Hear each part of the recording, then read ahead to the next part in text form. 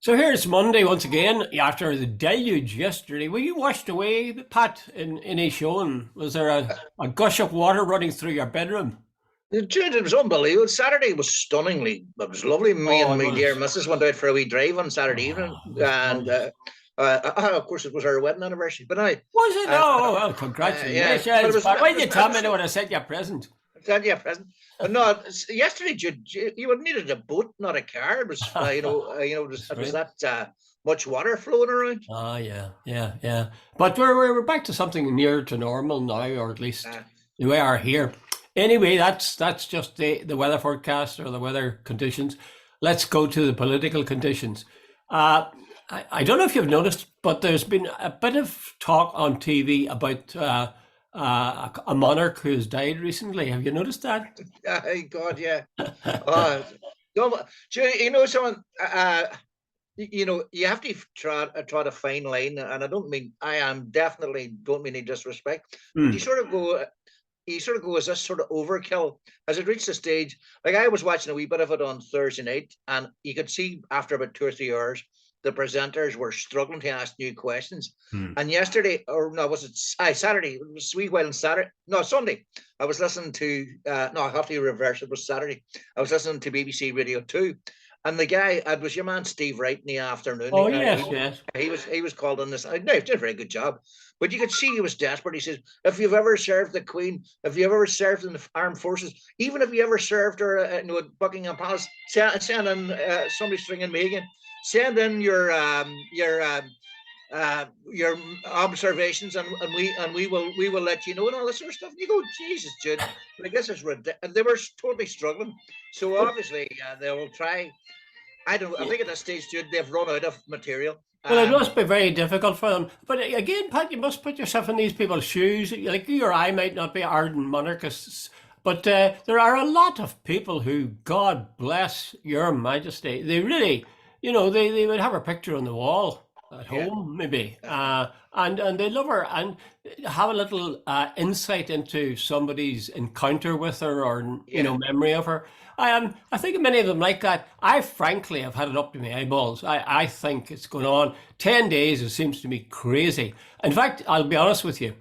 I think that because there's been such overkill, so many programs about the death of Queen Elizabeth, that it is almost certain to provoke the opposite reaction in some people and say, I don't want to see anybody with that bloody Yeah. woman. Do you think? Is I that? well, I put it against. Well, it's certainly now. Jude, there are certain people, arch royalists.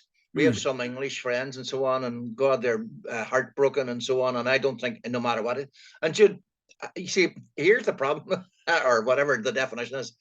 People like me and you were brought up as Irish nationalists, and I don't get it at all. I genuinely mean I don't get it, in the sense that how this sort of deference that some British people have to the Queen, and someone described she was so hardworking and she lived a life of service and she did all this sort of stuff, and you're going, wait a minute, this woman has about 20 Rolls Royces and Bentleys. She traveled first class. She was not down a mine working. And this sort of thing, she never took a holiday. She had only 2 days off a year. Well, I read That's that nonsense. briefly. That's That's nonsense. absolute clear nonsense. This woman went up to the Highlands of Scotland, Balmoral, and shut the gates for, I think, something like 6 weeks. And by the way, and apparently she basically worked, I think it was you said it the last day, 165 days a year. Well, Hmm. that left her 200 days a year where she was not otherwise engaged. Yeah, exactly, exactly. I think maybe the thing to concentrate on, the interesting question for me at this stage, is not so much, was the Queen working or not. There are obviously a lot of people think she was wonderful, she served the nation, etc., and that's the way they see it. It's not the way I see it. It's not the way you see it, probably, but that's how they see it. The interesting question is, to what extent are people who aren't royalists, who don't believe in monarchy, entitled to express that view, say during this week? Dude, I wrote him down because I actually saw his name in the Guardian. A fellow called Connor Beaton. He was one of a small group yesterday who booed when this King Charles was speaking. He says, "We have an unelected king. We have an unelected prime minister. It is never the right time to speak about abolishing the monarchy, and we're not allowed to say anything. I think it's ridiculous." Dude, there's this sort. Jude, I go and try it down. Maybe you try and tie it down. I don't get this sort of monarchy stuff at all.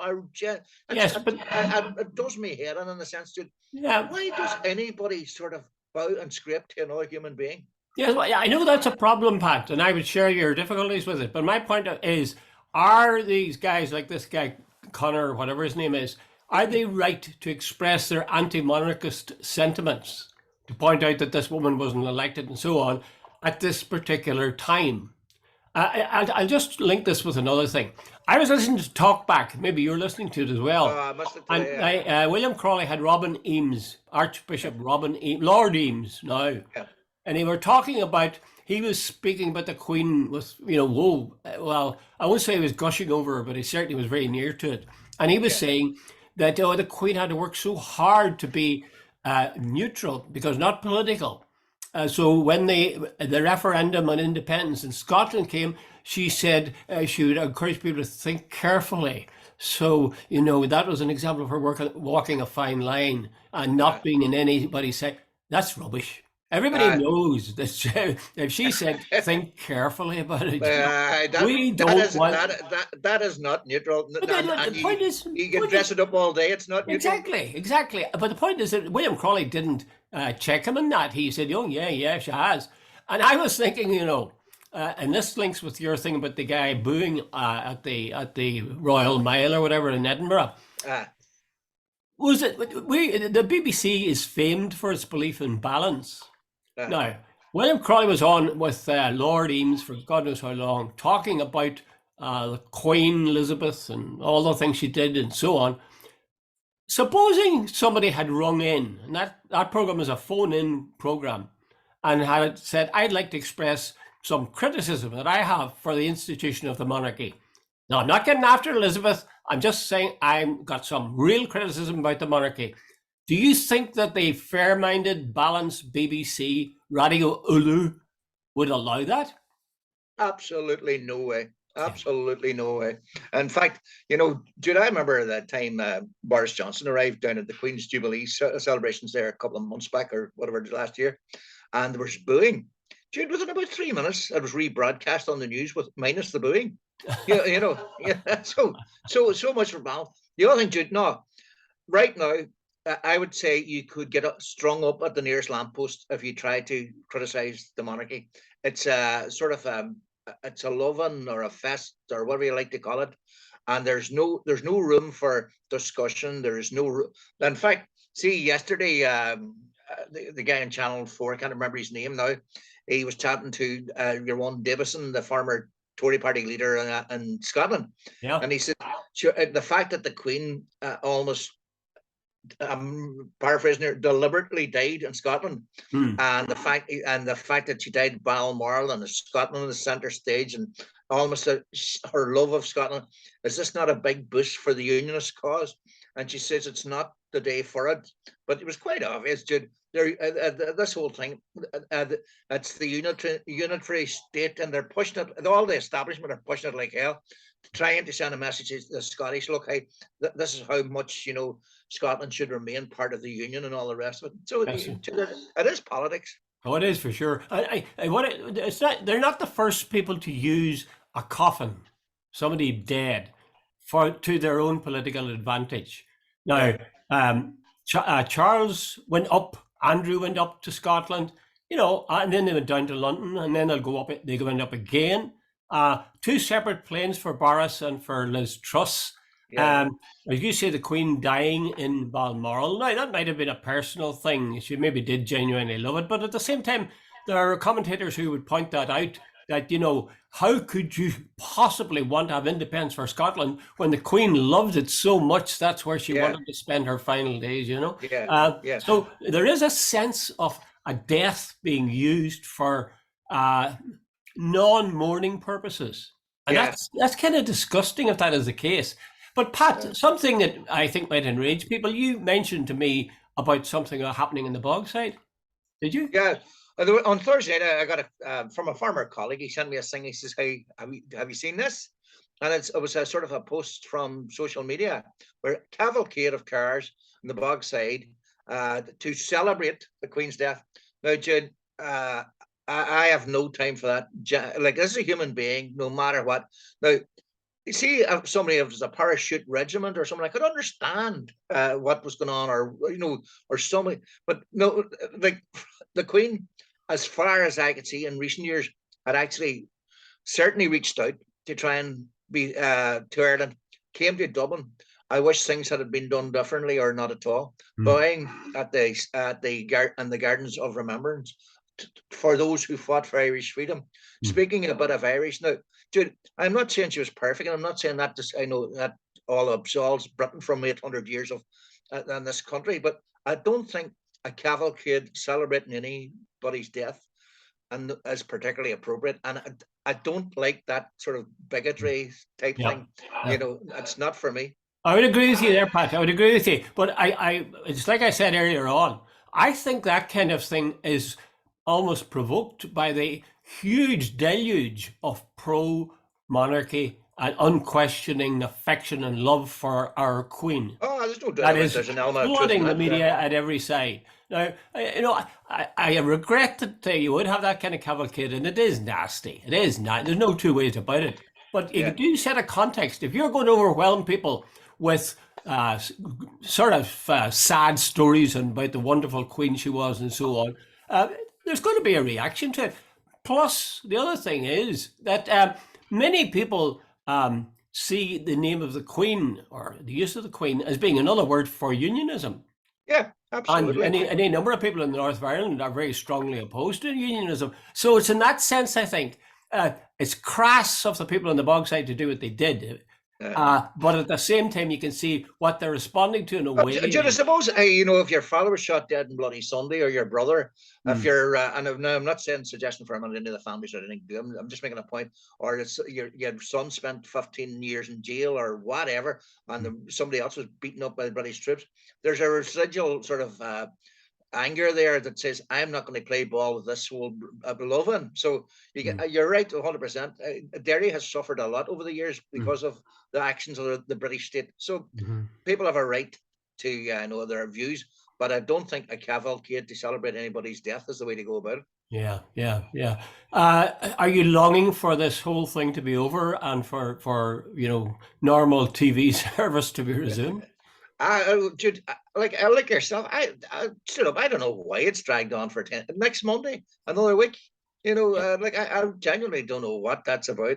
Like, I would have thought this Wednesday or Thursday would have been more than Like, I presume there's a whole lot of protocols. Maybe Joe Biden or somebody representing them, and all from leaders from all over the world, and there's security. You can come from anywhere in the world. You could come from anywhere in the world faster than 10 days. I know, but I presume putting security things in place. Yeah. Well, I think most of us will heave a sigh of relief when it's finished. Not that you would wish ill will to her. But Jude, one thing before we leave this topic here, there was a guy. I think it might be the guy. Anyway, his name's William Smith. And there's a loyalist, quite a famous loyalist called William Smith. So Plum Smith. Guy. Yeah. No, it's this guy. Anyway, so on Facebook yesterday, and he came out with this classic line. He says, "I can see that they didn't call off the sport in the Republic of Ireland yesterday because of following the death of Her Majesty. If this is the sort of way we'll be treated in a union in Ireland, not for me." Like, Jude, did you seriously think that the GA would call off matches in the Republic of Ireland on the death of the Queen? Would the Italians call off their matches if the German Chancellor died? And you sort of go, as somebody says, these people walk among us. Insane. Yeah. It's this. Well, I think it's the same sort of mentality that said, how dare the South of Ireland, the Republic of Ireland, the Free State, or whatever it was called then, how dare it not have entered the war on the side of Britain, Second World War? How dare they? A betrayal of, this is an independent state. Not a country, Pat, not a country, state. Okay, let's move on. I will probably come back a bit to this. And something that has struck you about the war in the Ukraine. Now, we know that people are suffering, people are dying. There's munitions being fed in there. The question is, where do we go from here? You feel they should be heading for a table, maybe? Yesterday evening, early this morning, the Ukrainians launched a major counterattack in the eastern part of the country. Now, don't ask me to pronounce the names of the places, but anyway, they took back what they call 20 settlements and one big strategic city, Izium, I think it's called, or something, or Lysium, I can't remember. Anyway, and they're saying that the Russian troops abandoned considerable amounts of armaments and their haste to get away and so on. And, the Russians seem capable of bombing civilian targets in Ukraine, but their troops on the ground are useless. But it seems, but there's no, I sort of ask myself, right, is there any diplomatic effort anywhere to sort of get the two sides of the table and say, look, can we sort this out sort of way? Or are they taking the view that Putin said that he's not going to talk, he's just going to keep bombing until he gets his own way? Or is there a diplomatic solution? And I keep asking myself, where's the UN? Surely the UN should be saying to the Russians, look, here, so many have died, there's been so much destruction, all the rest. Is this what you really want? Surely somebody somewhere should be making efforts, and I don't hear. And that's the point I'm making, is I don't hear any efforts being made by any source to say, hey, it's time for even putative talks to see if we can come up with anything. Yeah. Well, I think that's because there aren't any mention of such things.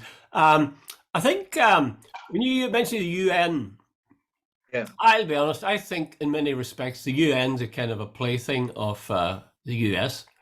Now, I know you've got this council in China and all the rest of it, and they can dissent, but certainly UN kind of tends to line up on the side of the West rather than the side of the East. The second thing is this: there's no peace talks because both parties, Russia and the Ukraine, believe they are absolutely right. Right to fight. It's the old thing, Ulster will fight and Ulster will be right. The same thing. Both are convinced that they are doing the right thing, that it's worth the expense and blood and tears and sweat, etc., to fight for what they really believe in. They're convinced of that. And they believe that they can win. They believe they can win. So why go to a peace table in that case? It's kind of ironic, that the people who are feeding weaponry, US, Britain, so on, they never mention, as you've pointed out, maybe trying to resolve this by peaceful means. And yet, for decades here, when the troubles were on, they were saying you can't resolve things with violence. You must really go for the peaceful route, democratic. And as you say, nobody's even said that. Maybe it's because they know nobody would listen. Maybe it's because that thought had occurred to me, but anyway. I think, Pat, another thing I think actually is I believe that Putin and Russia believe they're in the right? They may not agree, but they think they're in the right. I think it'd be very important to sit down at the table if they really believe in wanting to resolve this. And let's hear what what's your justification for what you're doing? Ukraine can obviously say, well, our justification is we're an independent country, and Russia, our next door neighbor, is attacking us and isn't trying to invade us. So what's Putin's thinking? Let him sit down, and is he saying he's just a greedy so-and-so that wants to double up another country? Or is it something we talked about before? Is it this sense that Russia is being under threat and being pushed with sort of a hostile state right on its border? Well, you've just basically summed up there. Russia invaded Ukraine. Ukraine did not invade Russia. Russia's, their point of view is they want to reclaim they claim Donetsk region. They're Russian speakers. They want to be Russian, and they've been denied their rights. So, and this sort of denazification and all this sort of stuff. The Ukrainians say we had an election in 2018. I think it was 42 million people voted, and the majority voted they wanted to go more west. And we're a sovereign nation. The rights of nation to determine shouldn't be determined by somebody else. Now, Jude, that's all very fine. But I'd say somewhere close to the Americans went communist, there'd be all sorts of attempts made to undermine that. So, Jude, you can argue it A to Z and said back to A. But the thing is, the point is, no one's trying to resolve it. So when does this war end? It runs counter to all the things that many of the states involved have said in the past. That you must try to find jaw rather than war. And they seem to be intent on war. Incidentally, this thing about the Ukraine winning back territory, don't forget the old maxim. I'm not saying this is the case here, but don't forget it. the first casualty of war is the truth. Yeah, You yeah, see, so yeah. let's not assume that everything we hear about the fight back by the Ukraine Oh, is yeah, absolutely true. absolutely. Yeah. Okay, let's move to another thing, and that's a man called David Hare. Is that the David Hare, the playwright you're talking about? That's a guy. Oh, aye. And Yeah. you've seen, have you watched Roadkill on Netflix? No, I have not. No, Oh, no, he no. wrote it. David Hare wrote that. Yeah, And it's Hugh, what's his name? Not Hugh Grant, it's Hugh. Ah, sorry. oh, The guy was in downtown. Hugh Bonneville, or what we call him. no, no, no, no, no, no. Come back to me. Uh, He used to be, he played Bertie Wooster in the Wooster and Jeeves series. oh, yeah, the boy. He, him and the big guy. They used to have a duo. So Yeah. I think he's Hugh, somebody in your sin. He was with Yeah, Jesus. He's the guy who's the polymath who never went to university. Go ahead. That's right. That's right. But anyway, tell us about David Hare on this particular He, topic. I should have read it last week, and I thought it was a great quote. He says, we're now in a situation where there's no such thing as shame anymore in public life, and there's an absence of disgrace. Like, remember Trump saying, I can grab them by the females by a certain part of their anatomy. Mm-hmm. 20 years ago, that would have destroyed anybody. Mm. Boris Johnson, lied to the Queen. He pulled all sorts of stunts and still remained unbelievable. Like, he lied through his teeth in regard to COVID. No parties. There were parties everywhere. Yeah. Yet he remained unbelievably popular within the Tory party. And David Hare's point is that, there seems to be no shame anymore or any disgrace. Like, Boris Johnson didn't even tell people how many children he has. Nobody knows. All those things, not all those things. Jude, I could keep going, all the things he did, but like, for the sake of brevity, we all know the sort of things he did. Yet he remains a substantial figure. He's quoted. And there's still plenty of people in the Tory party who tomorrow morning, if things don't go south with Liz Truss, will try and bring him back. Yeah, that's true. That's true. It is, and we've talked about this before. That Trump and Johnson both have kind of debased the language in that they're shameless. They just say anything, an obvious lie. No, so what? Brush it off with a quick remark. However, I was thinking about this, Pat, and I was wondering. Certainly, we should be concerned about these things, but there are other things we should maybe be more concerned about. Like we say it's horrible that Johnson, has debased politics. Yeah. But what about every British government that maintained the nuclear weapons armaments? I mean, should that not be a cause of horror and shame? Far more.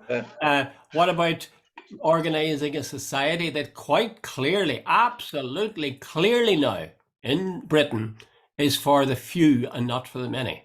Absolutely.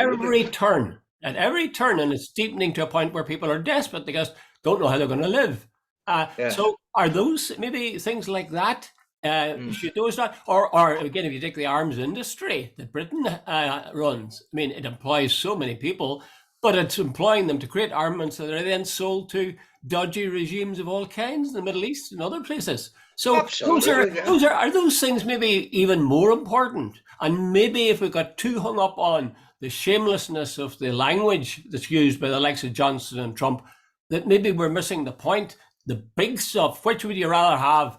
A guy who abolished nuclear weapons, or a guy who abolished this kind of talk that Trump indulged in or Johnson indulged in? But Jude, I'm not so sure the two are mutually exclusive. Like, I'm just trying to emphasize how important the other one is. Of course they are, and I wouldn't disagree with a word you just said. The only problem is, Jude, see when the public gets so cynical about politicians, like what standards then? What guidance do we have? What sort of moral standing? And Jude, what protection do we have? If a guy can come out and lie through his teeth about, I've looked after this, and then discover a couple of months later that he hasn't, where do we stop? Maybe it's just more blatant now, Pat. Is it not just more blatant? Because the old thing was, how do you know a politician's lying? Because you can see his lips moving. But that was back a long way, that kind of thought. But there was a guy called, I think his name was Patrick McLaughlin, about 5 years ago. He made some inappropriate remarks. He was the Minister for Defence, remember that? I can't even remember her name now, but she was a sort of a middle-aged woman. But and she said, anyway, he resigned because he said it was inappropriate behaviour on his part. And now the journalist concerned, she said, "Look, I'm big enough and old enough. He didn't have to resign, but he did so because he said he thought it was to fall on the sword was the honourable thing." Boris Johnson wouldn't fall on the sword if he was found having sex in a corridor on Westminster. Jude, but no, Jude. The point I'm trying to make is, what protects society then? If you can't trust anybody. In other words, does it become sort of the law of the jungle? You just believe nobody and steal all around you. Well, that's true. That's true. Language is very important, and I mean, if language isn't used to sort of tell the truth about actions that are going to follow, then we really are at a loss. But let me move this on a wee bit for you, in my opinion. Did you read it the weekend? I heard it yesterday. When I was out I had to go somewhere, and I heard in the car that what do you call her? Liz Truss will be accompanying King Charles.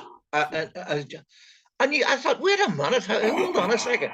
Here's this new Prime Minister, and she's coattailing the new king right away. Jude, you talk about the neutral and all the rest. Now, I see today yesterday evening, there's been a sort of a denial that this is going to happen now and so on. But Jude, you talk about trying to use the Queen's death for political purposes. Downing Street had Truss right in there with the new king, obviously to bask for the Tory party and the glory of what all this going worldwide. Oh yeah, of course. They want to tie themselves as closely as being, I suppose, the party that loves the monarchy, unlike Labour Party, who are probably communists anyway.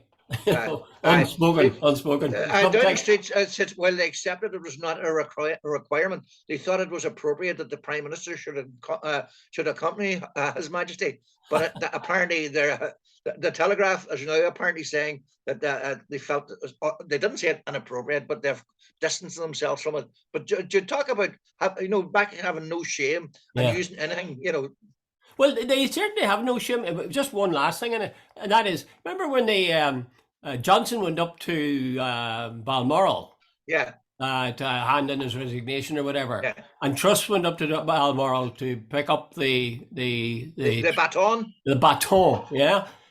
They went in separate planes. Yeah. They flew up to Scotland, and they went, so much for the ecological danger and the costs and the cost of living crisis. Yeah, crazy, absolutely crazy. Okay, we're running out of time, Pat. We're down. Oh, we're 5 minutes yet. Okay, very quickly. Prince Charles, will he be Charles the Last or Charles the Third? You think? Well, what do you think? Will he be a success? Jude, he's not particularly well liked. He's not particularly well. He certainly isn't loved. He can be a bit apparently prickly. I don't know the man. Who am I to judge anybody? Oh, well, we get the reports. Yeah, we get the reports exactly, and Jude. No, that sort of Diana thing. There'll be these royalists who will never forgive him for Diana. Now, he said my beautiful wife or my lovely wife or something there when referring to my darling my darling wife or whatever it was. I don't remember. But anyway, he's trying to sort of his Queen consort. He's trying to sort of say this was the love of my life, and that's what. Jude, I think a lot of royal watchers are sort of saying, Harry's moved offside, Andrew's ballsed up totally. I don't know where the hell Edward's gone. Anne, I haven't heard from in years. And, whatever. Now, Prince William, he has got, 3 kids? And he doesn't seem to be in a terrible rush to be king either. So I should see by the time it gets round to William, I think it could be very much like the Dutch royal family. They're off center stage. They sort of lead a quiet life and they do this, the functions, but they're not center stage at all. Yeah, it might in fact transform. It might be more like Denmark or wherever places. Yeah, exactly. Where they ride bicycles and so on. But he is. I have mixed feelings about Charles, and I suppose it doesn't matter what I feel. But he's sorry for him sometimes. Here's a man at 73. Jude, I am 69. I've been retired about 12 years. That's right. There was a thing going around showing a picture of Charles, and the headline was 73-year-old man gets his first job. Yeah. Jude, at 73, going into this sort of thing, this is the time when most of us would be sitting reading our books and opening our bottles of wine and sort of with our feet up on the desk. But he's going to be starting running around half the country now. Oh, well, I don't know about the running now. I think he will have a chauffeur-driven car of great deep comfort. Anyway, by the way, Jude, he's in the north tomorrow in the occupied territories tomorrow. Yeah, that's another thing. He's darting around. Will you be going along to wave your flag? Well, you have to give me time to think about that. Now you have to give me time to think about that. No, I've thought about it. No. By the way, Jude, here's a quick question for you because I know we're running out of short time. Yeah. See, today in what do you call it, in the assembly, the tributes were led by Alex Maskey, a speaker, and Michelle O'Neill, First Minister designate. There was a great line, I think, from Michelle O'Neill. She said, "We have lived back to back for too long. It's time we live side by side." What do you reckon about all that? Good line. Yeah, I agree. And of course, that's the one thing that's infuriating, is when the people that are your opposition don't act like the creeps that you want to project them as being. Yeah. If they act in a human, civilized way. I take off my hat to Alex Maskey. I mean, he and his family have suffered under the hands of the Queen's military over decades. And there he is, you see, without that sort of resentment. Okay, there's less than 2 minutes. I want to talk about the most important thing connected with the whole thing of the monarchy, and that is the corgis. Yay! The corgis. Do you know that the corgis are safe? Prince Andrew, fine man, and Sarah, who was once his wife and is no longer so, but they live together and apparently side by side and happy enough. Anyway, the corgis are going to be looked after. Actually, it's not just corgis, it's a dorgie and a corgi. Aye. A dorgie, apparently, their respective names are Fergus, and the Queen named Fergus because that was her uncle who was killed in the First World War, and the other one is Mick. Now, not. Jude, excuse me a second. Did you go to the trouble to write that down? I did. You're matters. Jude, you're a sad person. The deepest write that down. Mick is spelled M-U-I-K, and that's got to do named after a loch on the Balmoral estate. Did you know that on part of the Platinum Jubilee, 70 corgis were brought to the same place, and they actually had a corgi derby? And the last thing I'll tell you is this. You probably are wondering, why is there such a thing as a dorgie, or what is it anyway? Well, a dorgie apparently emerged after an unscheduled encounter between the Queen's corgi Tiny and Princess Margaret's dachshund Pipkin. So thus we have dorgie. You definitely have too much time in your hands, Jude. Look, I am a man of wide tastes and interests. I like dogs. What's wrong with that? A dorgie. A dorgie. Absolutely brilliant. And the Queen like a dork. Queen Elizabeth